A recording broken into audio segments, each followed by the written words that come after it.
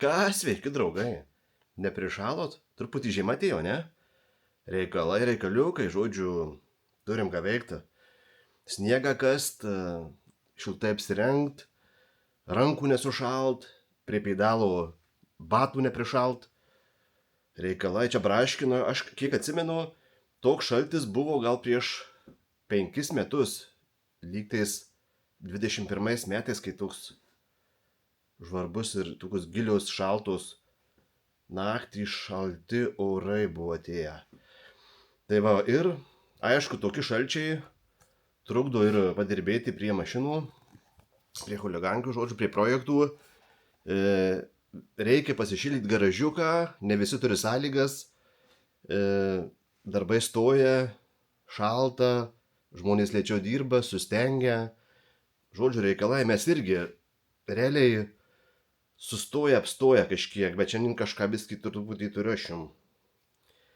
Tai va, o redutis yra virinimo stadijų dar vis. Labai lėtai viskas vyksta ten, žodžiu, po biškį mes jį padarysim, aš jums parodysiu. Bet šiandien ką? Šiandien esam garaže. Aišku, ne vieni turim huligankę kaip visada. Matot, šitą atsimenat, truputį pasakojau. Aš prie jos krapštau, kai turiu laiko, aš realiai praktiškai nefilmuoju čia nieko prie jos. Tai yra paprastas 318, siaurukas, įpurškimas, vadinamas formuliais variklis įdėtas. Apie jį biškį papasakosiu, aišku.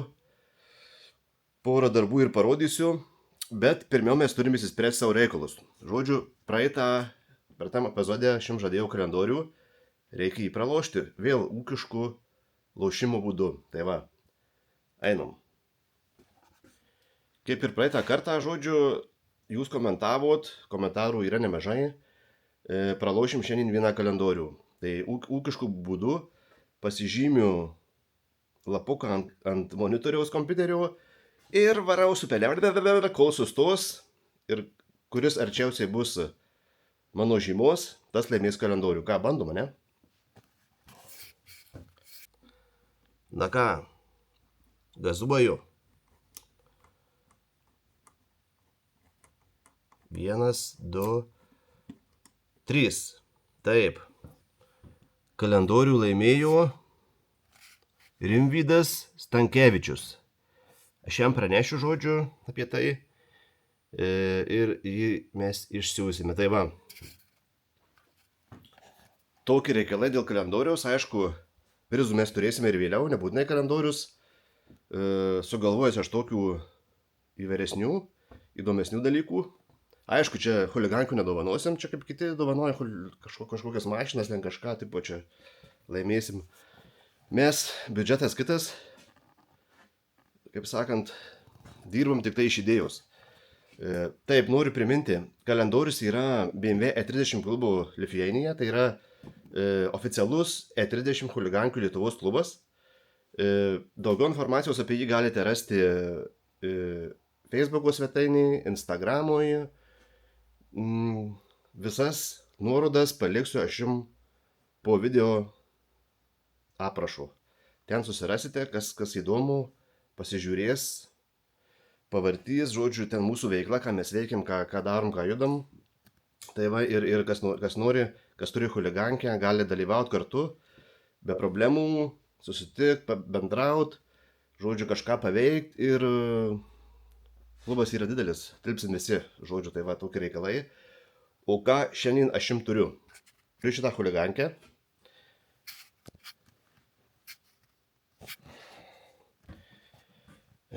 Vienas iš projektų, kaip ir minėjau, aš jų prie jo krapštausi, likė čia keletą darbų prie jo. Vienas iš jų, kurio aš žiauriai nemėgstu, tai yra priekinio stiklo gumos dėjimas. Įvairių komentarų girdėjau čia žmonių, vieną kartą aš buvau apie tai rodęs, dedu aš savo metodu, kaip man atrodo geriausiai gaunasi, o kitų nuomonė man realiai neįdomu, nes išbandęs visus variantus. Tai va, tik tai, ką noriu pabrėžti.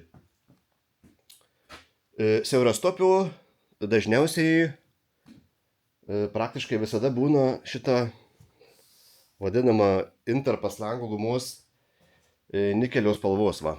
Aš čia pasikabinę žiovinu. Jis buvo susuktas į guzą, žodžiu, pasikabinau, viską įsitiesino. Ir mes jį dėsim čia. Žodžiu, dažniausiai būna jie sudulėję, sutrukinėję, išblukę, nikelis įsibarstęs, žodžiu, ir tenka pirkti bet kokiu atveju išėmus tik naują. Pavyzdžiui, plačiam, nesvarbu, ten realiai juodas tas intarpas yra, jisai išsėmus seną, galima dėti atgal seną, tik tai, kad jisai sutrumpėja kažkiek.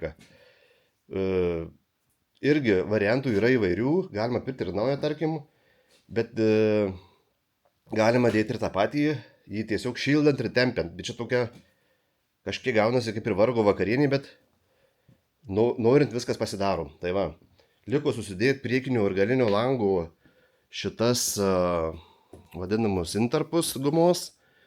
Taip pat jau interjeras kaip ir surinktas. Liko tokie techniniai dalykai. Šitą chuligankę aš planuoju šiais metais startuoti sezoną. Aišku, ją pasileisiu iki galo. Mintis tokia, dabar žiūrėkit. Matot? Koks tarpas yra tarp rato ir arkos. Matot? Čia yra žiauru. Čia viena tokia problemėlė vadinama. Aišku, važiuot minkštą su šitą važiuoklę, naudojant standartinės padangas, važiuot smagu, bet, patys matot, kaip čia atrodo, ne? Reikia jį žeminti. Mes jį žeminsim. O ką mes žeminsim? Važiuoklę keisim galinius amortizatorius, spyruoklės, priekį keisim stebulės. Viską aš turiu pasiruošęs. Turiu nusipirkęs stebulės kitas ir dėsim vadinamus koloiverius. Va, kokie gražuoliai. Mes juos čia nusipirkę. Turime seniai. Montuosim šitus BC Racing. Šiaip aš turiu įsidėjęs porą chuligankių juos. Labai smagiai važiuoja, nekapoja. Posūkiai įsima smagiai. Mašina nei šokinėja, nei nusmunka. Tai va, labiausiai patiko šita įstaiga. Čia tik mano nuomonė. Ir čia tų gamintojų daugiau. Aišku, jeigu taip skaičiuojant pinigais, aš čia buvau užsivedęs tokį reikalą, žodžiu, tarkim, chuligankės priekiniais stebuliais važiuokliais, ne? Pilnai originaliai atrestauruotos, tarkim, keičiu, dabar neskaičiuoju stabdžių diskų ir stabdžių supartų. Skaičiuoju stebulį, atraminiai visi spyruokliais, naujas amortizatorius, nusidažo stebulį, jeigu yra ant ko dažyti, jeigu neįsisminiuoja viskas. Tai abiejų ratų kaina sukyla restauracijos originaliai net gal kažkiek daugiau į nupirktus, tarkim, tokius BC Racing komplektus. Aš jums parodysiu, kas čia viduje įdėta ir ką reikia pasidaryti. Tai va, tai jeigu taip skaičiuojant pinigais, aišku, savybės skirsis, čia yra reguliuojama važiuoklė kažkiek tenai, o kalbu apie originalių restauraciją. Tai čia kaip ir du skirtingi dalykai, bet pinigais jie skaičiuojant, praktiškai pigiau gaunasi dėti, tarkim, šitus BC Racing. Tai va, čia tik tai piniginių atžvilgių. Tai va, o tokie reikalai yra pas mus, kad mes dėsim BC Racing. Ką, pakuojam, žiūrim, kas čia įdėta, ne? Beje, neparodžiu dar gale, kaip atrodo. Nežinau, pykit, nepykit, čia aišku yra originalu, bet reikia kažkiek pasmukdyti, kad būt galime žmonės išvažiuoti. Tarpas čia koks irgi va. Aišku, čia važiuoklė yra paprasta. Reikalai. Tai va. Kimbam į plėšimą dėžės.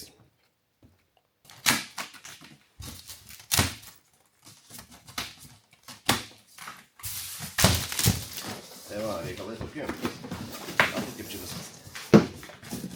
Tai čia įdėta. čia įdėta yra dokumentai, instrukcija, kaip juos užmontuoti ant stebulės senos. Jie, nepaminėjau, yra nepilnai, kad naujai visa stebulė, bet reikia ant senos užvirinti viršūnę. Nu, pamatysim viską, žodžiu.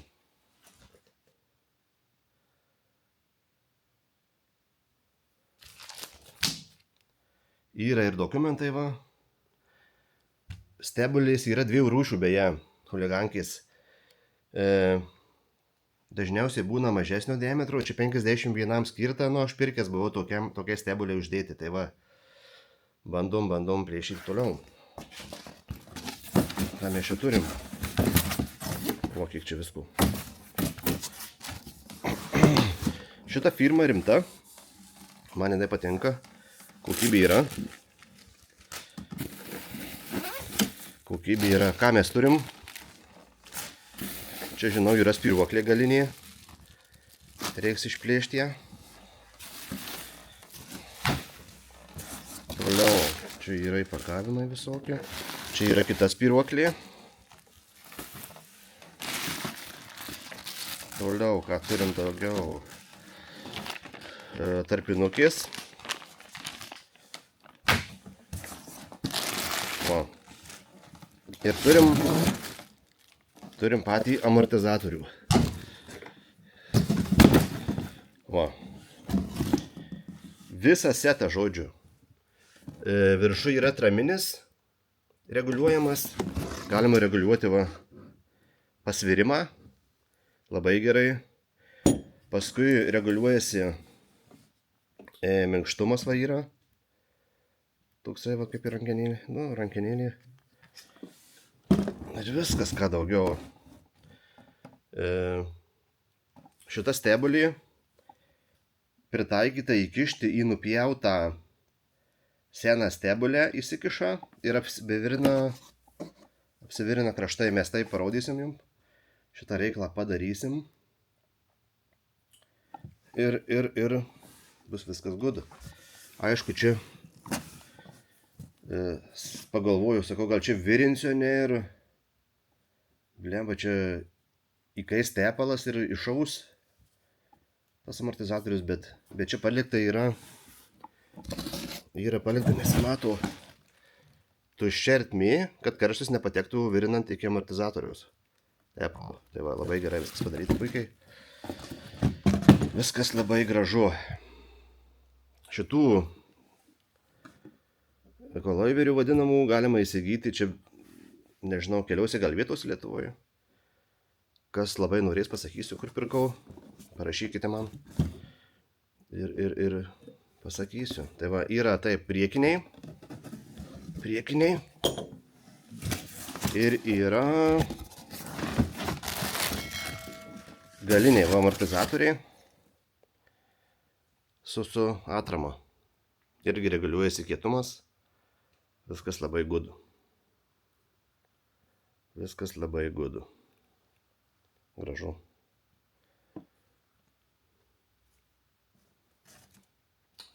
Taip. Taip pat raktų komplektėlis. Reguliuoti aukštį. Reguliuojasi aukštis. Aukštis reguliuojasi. Va taip, va čia yra veržlės dvi. Ją sukant keliasi spyruoklė ir užsikontrina kita veržlė. Viskas labai paprasta, easy. Realiai, turint minimalius kažkokius mechanikų įgūdžius, galima viską susimontuoti. Aišku, virint nežinau, čia visi sugeba, bet veža virint tada pas dėdės su virintojus. Tai va, tokie reikalai. Ką? Bandysim nupjauti senas stebulės. Nusišveisti, aišku, reikės paruošti dažymui. Nu, ten reikalai. Jos aprūdyja.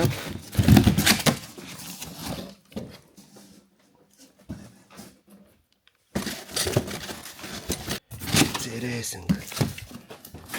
Stebulės, kiek atsimenu, bet pasitikslinsim. Dar instrukcija. Lygtais nusipjauna, čia 5 cm kažkas tokio. 5 cm ir apsivirinam. Apsivirinam, nusidažom ir viskas. Tokios žinios, ką judam ruošti stebulių. Kaip ir minėjau, pažymėta, kad 50 mm lieka užvirinimui. Ką judam į suvirinimo cechelį. Gal patogiau būtų pirmiau sušveisti, ne? Jo, pirmiau gal sušveisiu, o paskui pjausiu, patogiau laikyt bus.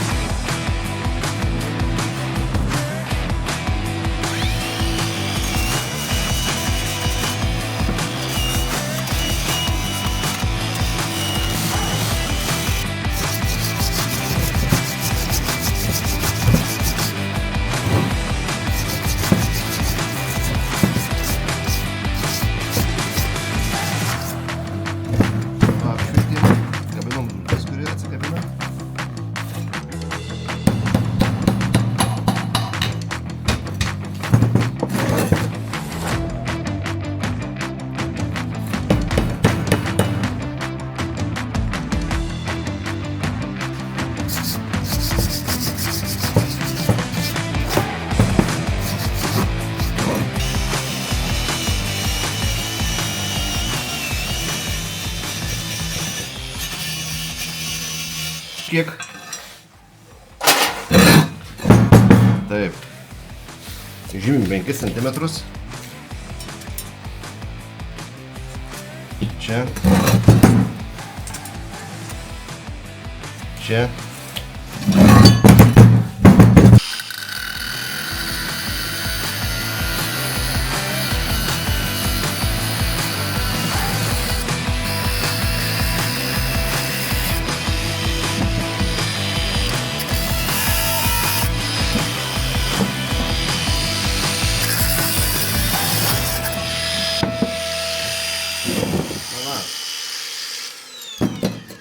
Liko dalių metalas.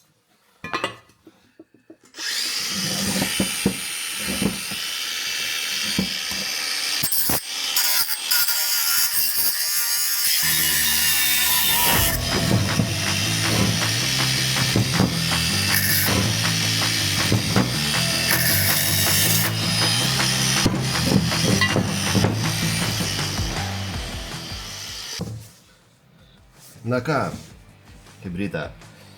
Nusipjovėm šitą originalų, kaip sakant, kelmo amortizatoriaus įdėjimo vietą. Kaip ir parodyta 5 cm ilgių. Palikom tokį. Ir nusivalėm kažkiek dažus, kad įsikištų mum į šitą VC Racing naująjį reguliuojamą amortizatorių. Tai žodžiu įsikiša šitaip va.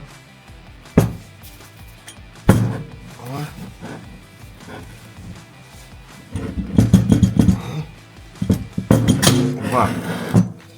Įsikiša šitaip ir apsivirina šitą vietą perimetru. Ir viskas, ką eisim praviryt. Po virinimo turbūt vešim smėliuot, prasmėliuos kažkiek šitą vietą ir nudažysim tiesiog. ir liks surinkimo darbai. Ką, judam prie suvirinimo darbų. Apsivalom kraštus, kad geresnis kontaktas būtų virinant.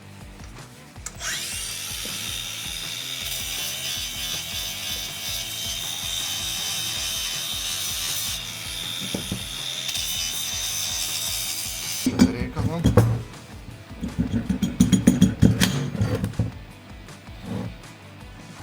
Ir virinsim.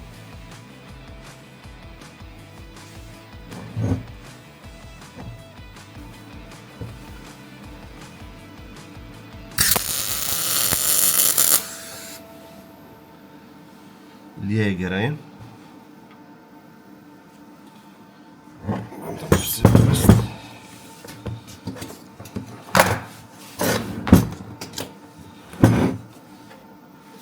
Prisikabinu dabar.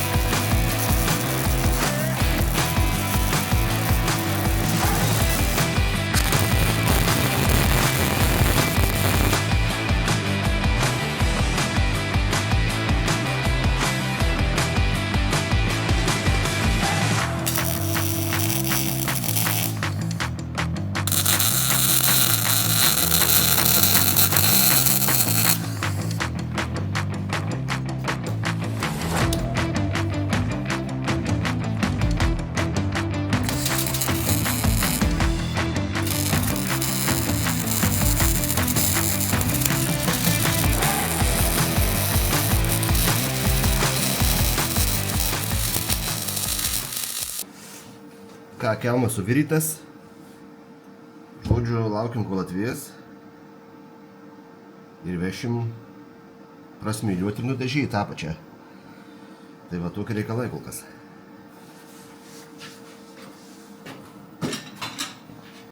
Na ką, hebryte, koilų susivirinom, liko prasmėliuoti, nudažyti ir rinkimo darbai. Ačiū, kad žiūrėjote, nepamirškite mūsų subscribinti. Spausti like, laukiam komentarų, kas kokių klausimų, kam reikia, klauskit, atsakysime, žodžiu. Redutis strigęs, sustoja darbai, bet nieko, atsiras laiko ir jam, o dabar ruošimės kitam sezonui šitą žvėriuką. Padarysime į tokį smagų, lengvą mašinuką, žodžiu. Aš jam turiu ratus. Turiu spoileriukų šiokių tokių, sužeminam ir lėksim atidaryti sezoną, žodžiu, tai tokie reikalai. Visą aš jums tai parodysiu, pamatysite, žodžiu, iki sekančio.